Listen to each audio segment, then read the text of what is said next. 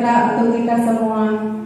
Puji syukur kehadiran Allah Subhanahu wa taala karena atas berkat rahmat dan ridhonya lah kita bisa berkumpul pada hari ini dalam kegiatan aksi nyata saya sebagai calon guru penggerak angkatan 7. Tak lupa saya ucapkan terima kasih kepada Ibu Kepala Sekolah, Ibu STM Hidayati, karena telah diberikan tempat dan ruang untuk saya melaksanakan aksi nyata. Dan juga tak lupa terima kasih yang sebesar-besarnya untuk rekan guru karena sudah menyediakan waktu untuk mengikuti kegiatan sebagai bentuk aksi nyata saya pada modul 1.1.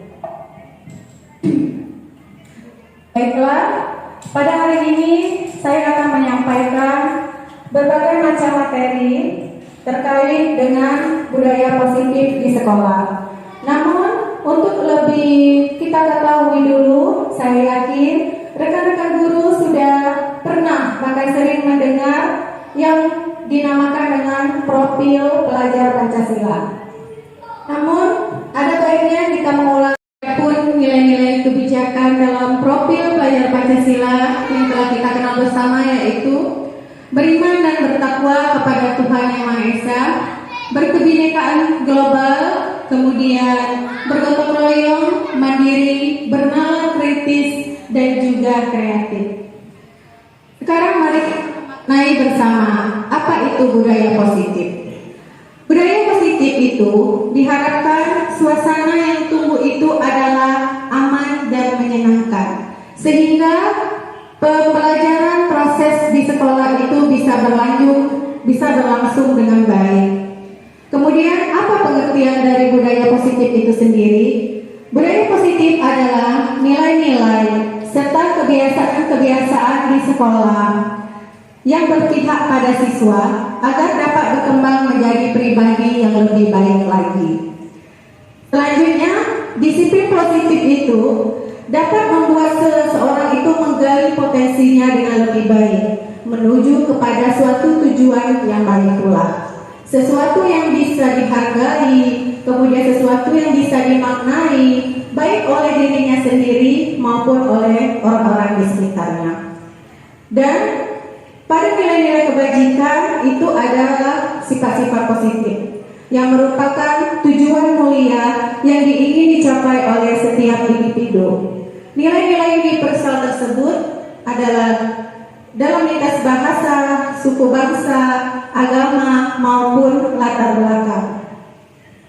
Adapun nilai-nilai kebijakan universal yaitu setiap perilaku atau perbuatan memiliki suatu tujuan. Hal ini dikembangkan atau disebut dalam teori kontrol pada tahun 1984 oleh Dr. William Glasser.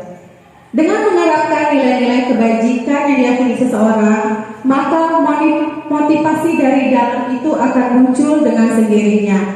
Jadi, kita bisa mengontrol apa yang ingin kita lakukan berdasarkan dengan motivasi dari dalam sendiri-sendiri yang kita bangun melalui diri sendiri, bukan hanya dari luar.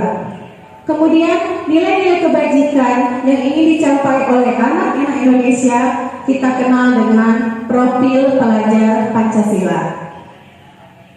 Adapun teori motivasi perilaku manusia yaitu untuk menghindari ketidaknyamanan atau hukuman. Kemudian untuk mendapatkan imbalan dari orang lain, selanjutnya adalah untuk menghargai diri sendiri. Dan untuk menghargai diri sini termasuk ke dalam motivasi internal. Kemudian kita mengenal juga tentang penghargaan. Penghargaan itu bermakna positif. Namun ada beberapa hal yang harus kita mengenal istilah dihukum oleh penghargaan. Mengapa demikian? Sebenarnya penghargaan itu baik, bahkan sering kita lakukan. Namun ada beberapa hal yang harus kita ketahui di sini, bahwa penghargaan itu motivasi yang timbul itu tidak bersifat jangka panjang atau jangka pendek. Terus kemudian penghargaan itu juga sifatnya bisa memperburuk hubungan. Selanjutnya Penghargaan itu juga bisa menghukum. Kemudian yang seharusnya kita lakukan adalah kita membuat sebuah program dalam bentuk kebajikan, yaitu kita memberikan ekspresi atau pengakuan, bukan penghargaan. Itu yang seharusnya atau semestinya kita lakukan. Salah satunya adalah kita memberi pengakuan khusus kepada seseorang, atau dalam hal ini kita sebut sebagai anak didik. Kemudian kita memberi pengakuan secara pribadi. Selanjutnya kita juga memberikan pengakuan kepada seluruh murid, bukan hanya satu orang saja, tapi semuanya. Bisa bergantian atau bisa kita berikan secara langsung bersama-sama, supaya tidak timbul kecemburuan antara rekan yang satu dengan yang lainnya. Kemudian pengakuan ini bisa kita berikan secara konsisten atau secara terus-menerus. Dan selanjutnya adalah fokus pada proses. Bahwa di sini sebagaimana anak-anak belajar, hal yang paling penting adalah sebuah proses. Dan hasil merupakan sebuah pencapaian. Namun apa yang kita maknai? Ya, yang kita maknai adalah sebuah proses. Kemudian di sini kita menyampaikan tentang restitusi. Apakah rekan-rekan semua sudah pernah mendengar tentang restitusi? Nah, sekarang mari kita perjelas apa itu restitusi. Restitusi adalah menciptakan bagaimana kita sebagai seorang guru menciptakan kondisi untuk anak murid kita ketika mereka melakukan kesalahan. Bukan kita mencari kesalahan mereka tersebut, tapi kita mencari atau membimbing mereka bagaimana mereka dapat menyelesaikan masalah tersebut. Jadi bukan berarti kita mencari-cari kesalahan. Misalnya ada anak didik kita yang berkelahi, terus kita panggil, terus kita langsung bilang, saya mau memukul temanmu. Bukan seperti itu. Tetapi kita harus pancing mereka dengan pertanyaan. Seperti misalnya, saya tadi bermain ya dengan misalnya tawas misalnya. Terus dijawab iya. Terus kakak tahu nggak kenapa Paulus menangis seperti itu? Nanti mungkin mereka akan bercerita bagaimana kejadian sebenarnya. Nah, di sini kita sebagai seorang guru, kita membantu mereka bagaimana mencari solusi, mendorong mereka untuk melakukan pemecahan terhadap masalah tersebut. Kemudian mungkin nanti akan timbul, mereka akan saling meminta maaf, mereka akan berjanji, dan mereka akan mengingat kesepakatan kelas yang telah kita buat. Nah, di sini kita akan mengaitkan dengan keyakinan atau kesepakatan kelas. Mengapa saat ini kita menyebutnya dengan keyakinan atau kesepakatan kelas? Mengapa tidak peraturan saja?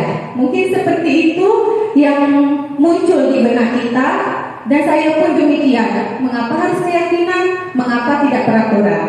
Nah, maka dapat disimpulkan bahwa peraturan itu mungkin saja bisa dilakukan dan mungkin lebih seperti yang bisa kita lihat, ada 9 ciri dari restitusi. Restitusi bukan untuk menembus kesalahan, namun untuk belajar kesalahan. Jadi di sini kita sebagai seorang guru, seperti yang telah saya katakan tadi atau telah saya sampaikan tadi, kita tidak untuk anak-anak itu tidak untuk menembus kesalahan atau mereka itu merasa bersalah terhadap apa yang telah mereka lakukan. Namun dengan restitusi ini kita bisa membuat anak itu belajar dari kesalahan yang telah mereka lakukan. Selanjutnya adalah memperbaiki hubungan. Nah, disinilah perlunya kita menggunakan segitiga restitusi. Karena apa?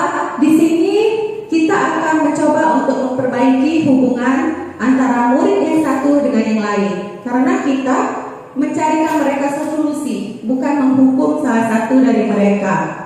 Kemudian hal ini adalah restitusi, ciri-cirinya itu salah satunya lagi adalah tawaran atau bukan paksaan. Jadi memang berasal dari diri mereka sendiri. Mereka bukan terpaksa untuk meminta maaf karena kita guru ingin menghukum mereka. Kemudian restitusi menuntun untuk melihat ke dalam diri. Restitusi mencari kebutuhan dasar yang mendasari tindakan. Restitusi diri adalah cara yang paling baik. Kemudian restitusi fokus pada karakter bukan tindakan. Selanjutnya restitusi fokus pada solusi. Seperti yang sudah saya bicarakan tadi atau saya sampaikan bahwa restitusi adalah untuk mencari solusi dari sebuah masalah. Selanjutnya, restitusi mengembalikan murid yang berbuat salah pada kelompok.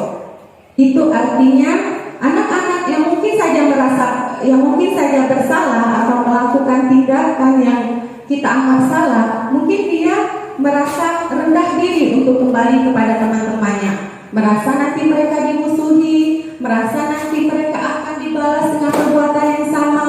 Namun dengan kita melakukan restitusi, maka insya Allah anak-anak bisa kembali pada kelompoknya tersebut.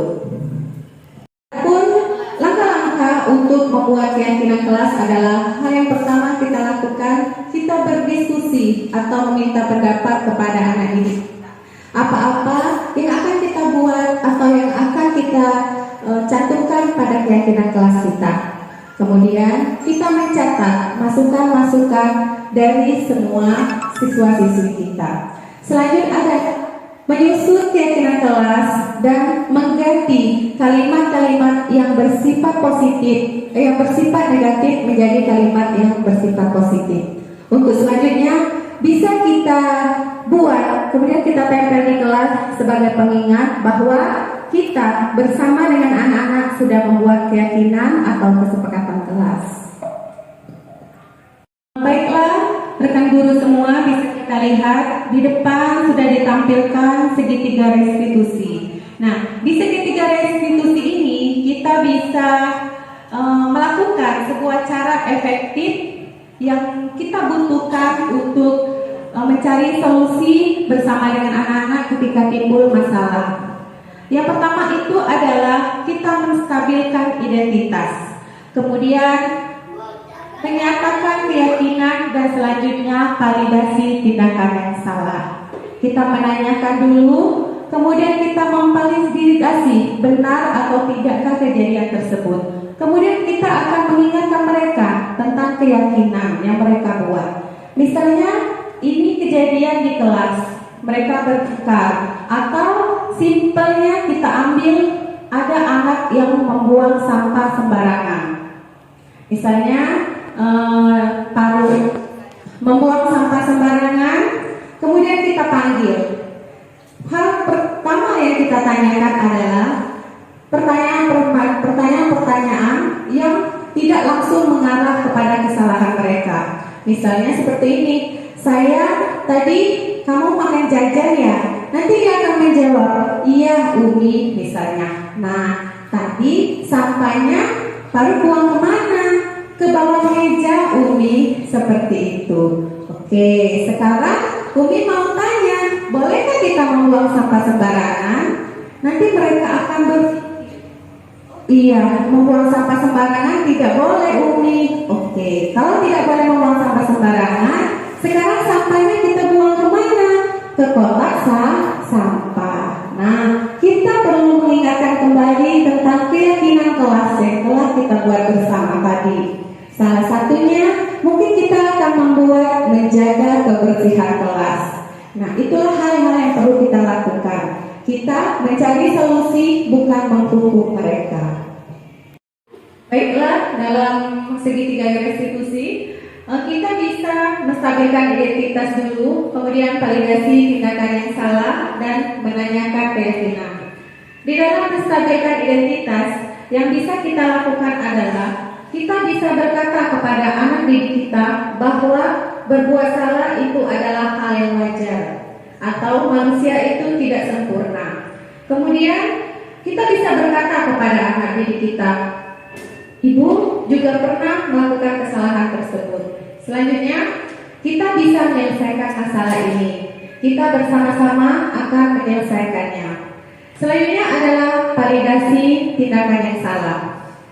Yang bisa kita lakukan adalah kita bisa membuat pertanyaan, yaitu padahal kamu bisa, kenapa kamu melakukan hal yang buruk? Selanjutnya, kamu pasti punya alasan mengapa kamu melakukan hal tersebut. Nah, selanjutnya adalah menanyakan keyakinan. Menanyakan keyakinan bisa kita lakukan dengan seperti yang telah saya sampaikan, kita menanyakan kembali kesepakatan atau keyakinan kelas yang telah kita buat bersama. Kemudian kita juga bisa menstimulasi anak dengan salah satunya adalah kamu ingin menjadi orang yang bagaimana. Ada 5 kebutuhan dasar manusia. Yang pertama ada kebutuhan untuk bertahan hidup. Kemudian kebutuhan akan kasih sayang terima. Selanjutnya kebutuhan akan penguasaan, kebutuhan akan kesenangan, dan kebutuhan akan kebebasan. Selanjutnya kita akan berbicara tentang 5 posisi kontrol kita sebagai seorang guru. Yang pertama itu adalah guru sebagai penghukum, kemudian guru sebagai pembuat rasa bersalah, selanjutnya sebagai teman, sebagai pemantau, dan manajer. Nah, sekarang kita bisa bertanya kepada diri kita sendiri. Kita sebagai seorang guru yang telah mengajar dan mendidik anak setiap hari, ada di posisi kontrol manakah kita? Apakah kita sebagai penghukum? Apakah kita sebagai teman? Atau kita sebagai pembuat rasa bersalah, sebagai manajer, atau sebagai pemantau? Sebagai penghukum, kita bisa menggunakan hukuman baik verbal maupun non-verbal. Atau mungkin dengan kata lain mungkin kita sering kata, kamu nakal sekali nak. Itu sudah termasuk kepada hukuman verbal. Ya. Atau mungkin karena kehilangan kesabaran, mencubit atau memukul, itu adalah hukuman yang bersifat non-verbal. Atau kita menyuruh anak berkeliling, hormat dengan bendera, itu sudah termasuk ke dalam hukuman. Selanjutnya pembuat rasa bersalah. Di sini saya pun menyadari bahwa saya sering melakukan hal tersebut. Misalnya anak-anak ribut, misalnya anak-anak nggak sayang ya sama Umi. Umi dari tadi menjelaskan, tapi anak-anak tidak mendengarkan. Biasanya guru menyampaikan, atau guru sebagai pembuat rasa bersalah, mereka menyampaikan dengan kata yang lembut dan cenderung meminta kasihan kepada anak didiknya, seperti itu. Dan saya pun sering melakukan hal tersebut. Sebelum saya mengetahui, ternyata posisi kontrol tersebut kurang baik untuk kita lakukan kepada anak didik kita. Kemudian teman. Saya pernah berpikir bahwa memposisikan diri saya sebagai teman itu adalah posisi yang paling baik. Ternyata belum. Kemudian selanjutnya adalah pemantau. Di sini kita hanya mengawasi, kita bertanggung jawab atas perilaku orang-orang yang kita awasi. Kita hanya sebagai pemantau. Kita tidak membuat anak merasa bersalah. Kita juga tidak menjadikan anak-anak sebagai teman. Kita hanya melihat bagaimana mereka. Kemudian selanjutnya adalah sebagai manajer. Nah, di posisi manajer inilah diharapkan posisi kontrol kita sebagai seorang guru, yaitu kita bersama dengan anak murid mempersilahkan kepada murid-murid kita untuk mempertanggungjawab akunya, mendukung anak didik kita untuk mencari solusi atau mencari pemecahan terhadap masalah yang telah mereka lakukan. Semua tadi sudah saya sampaikan beberapa materi terkait dengan budaya positif yang bisa kita terapkan di sekolah, yaitu budaya positif, segitiga restitusi, posisi kontrol kita sebagai guru, kemudian kebutuhan dasar manusia. Nah, sekarang saya membuka kesempatan untuk guru-guru semua, rekan guru, untuk memberikan tanggapan positifnya. Ada yang mau memberikan tanggapan positif atau memberikan sedikit saran? Saya sangat berterima kasih.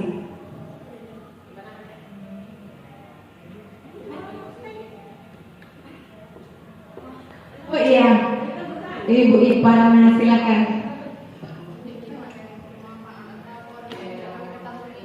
Ya, Assalamualaikum warahmatullahi wabarakatuh. Waalaikumsalam warahmatullahi wabarakatuh. Terima kasih kepada rekan kami nanti yang telah menyampaikan berbagai materi. Saya memberi tanggapan untuk ilmu atau paparan pada siang hari ini. Alhamdulillah masukannya sebagai kami sama-sama rekan guru mendapatkan ilmu, artinya positif. Anggap dengan positif ilmu yang telah kami terima siang hari ini. Terima kasih. Semoga bermanfaat dan kami akan terapkan sebagaimana mestinya kita sebagai seorang guru TK. Kepada Ismi Ustaz, terima kasih. Assalamualaikum warahmatullahi wabarakatuh. Waalaikumsalam warahmatullahi wabarakatuh. Terima kasih kepada rekan kita Ibu Ipan Amolawita atas tanggapan positifnya. Sesungguhnya saya ini masih belajar. Jadi istilahnya kita di sini sama-sama belajar. Tidak ada yang lebih bisa atau tidak ada yang lebih bisa. Saya hanya menerapkan atau saya hanya menyampaikan apa yang telah saya dapatkan ketika saya mengikuti pelatihan calon guru penggerak. Baiklah, masih ada yang ingin memberikan tanggapan positifnya? Atau kita langsung ke sesi tanya jawab? Boleh? Ada yang ingin bertanya? Oh baik, silakan Ibu. Perkenalkan diri dulu. Assalamualaikum warahmatullahi wabarakatuh. Saya Sri Ulia Utami dari kelas A di TK 1 kelas. Terkait dengan materi yang telah disampaikan oleh Ibu Ismi Susanti, materi yang telah disampaikannya sangat bermanfaat sekali untuk kami semua, terutama kami sebagai pendidik, yaitu pendidik anak usia ini. Di sini yang ingin saya tanyakan yaitu tentang budaya positif. Budaya positif ini yaitu tentang penghargaan. Penghargaan ini yang masih kurang saya pahami. Mengapa penghargaan itu bisa menimbulkan atau membuat hubungan antara seseorang itu tidak baik atau kurang baik? Sedangkan penghargaan itu kan budaya positif, tetapi mengapa bisa menimbulkan hubungan yang kurang baik? Terima kasih. Wassalamualaikum warahmatullahi wabarakatuh. Waalaikumsalam warahmatullahi wabarakatuh. Baik, terima kasih atas pertanyaannya kepada rekan kita Ibu Sri Utami. Mengapa penghargaan itu salah satu pengaruh dalam bisa membuat hubungan seseorang itu menjadi rusak atau menjadi tidak baik? Mungkin di sini tidak semua anak bisa menerima sesuatu dengan hal yang positif atau dengan pemikiran yang positif. Mungkin saja anak yang tidak mendapatkan penghargaan tersebut akan berpikir, oh kenapa ya saya tidak dapat? Mengapa saya tidak pernah bisa? Mungkin seperti itu. Nah, hal tersebut bisa saja membangkitkan rasa cemburu di dalam dirinya. Hal tersebut bisa saja menimbulkan yang kasarnya bisa kita sebut sebagai iri, sifat iri. Mengapa saya tidak bisa? Mengapa dia selalu dikasih? Mengapa saya tidak bisa mendapatkan penghargaan? Seperti itu. Bagaimana? Apakah sudah bisa diterima? Alhamdulillah sudah bisa saya terima atas penjelasan yang telah Ibu Ismi sampaikan. Terima kasih. Alhamdulillah, baik, terima kasih. Nanti bisa kita akan pelajari lebih lanjut lagi bersama-sama. Kalau memang masih ada yang belum jelas, ada lagi yang mau bertanya, boleh? Baik, terima kasih. Boleh perkenalkan diri, Bu? Assalamualaikum warahmatullahi wabarakatuh. Saya Rani Apriani, guru dari kelas B1. Yang ingin saya tanyakan adalah penghargaan itu termasuk dalam motivasi internal atau eksternal. Mengapa demikian? Terima kasih. Baik, terima kasih. Pertanyaannya bagus sekali. Penghargaan itu merupakan motivasi dari luar, bukan timbul dari dalam diri sendiri. Oleh sebab itu, maka bisa kita simpulkan bahwa motivasi itu hanya dalam untuk jangka waktu yang pendek, bukan jangka waktu yang panjang. Karena penghargaan itu dari luar, jadi motivasi timbul itu hanya dari luar. Ketika ada penghargaan, maka mereka bersemangat, timbul kepercayaan diri, timbul keinginan untuk mereka melakukan sesuatu. Tapi ketika penghargaan itu tidak ada, sedangkan motivasi itu tidak timbul dari dalam diri, itulah yang menyebabkan mengapa motivasi itu tidak bisa dalam jangka waktu yang panjang.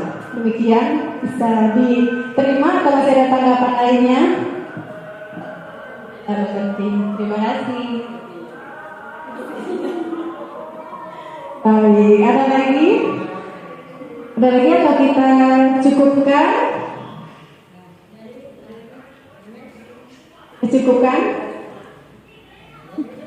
Cukup ya? Baik, kalau demikian sekali lagi saya ucapkan terima kasih kepada Ibu Kepala Sekolah TK Negeri 1 Plus Ibu STN Ridayati dan juga kepada rekan-rekan guru semua telah meluangkan waktunya. Maaf jika ada salah kata atau dalam penyampaian saya yang kurang baik, karena sejatinya saya juga masih belajar tentang hal ini. Di sini hanya belajar untuk memberanikan diri, menyampaikan atau menyebarkan budaya positif apa yang bisa kita lakukan di sekolah. Baiklah, saya akhiri dengan mengucapkan wassalamualaikum warahmatullahi wabarakatuh.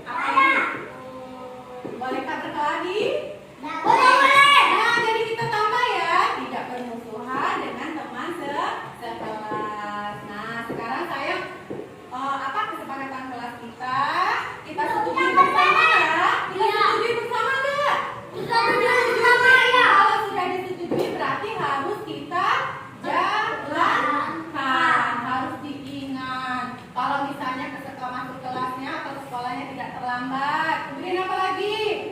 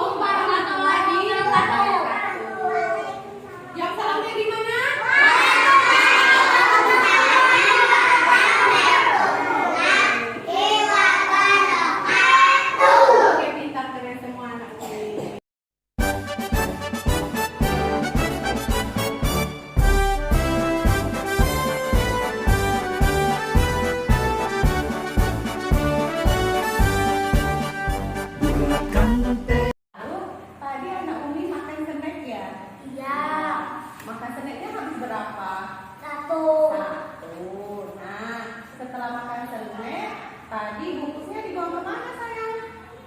Di bawah meja. Oh, dibuang ke bawah meja. Nah, sekarang Miss mau tanya, kalau buang sampah tidak pada tempatnya itu baik atau tidak? Tidak baik. Tidak baik. Nah, ini masih ingat nggak kesepakatan kelas kita? Masih. Coba kalau masih ingat apa kesepakatan kelasnya? Tidak boleh Membuang sampah sembarangan. sembarangan. Mengapa tidak boleh buang sampah sembarangan sayang? Nanti ada lalat. Nanti ada lalat. Terus nanti kelasnya jadi apa? Jadi kotor. Dan kotor juga. Nah, tapi kenapa tadi kakak buang sampah tidak pada tempatnya? Oh, lupa.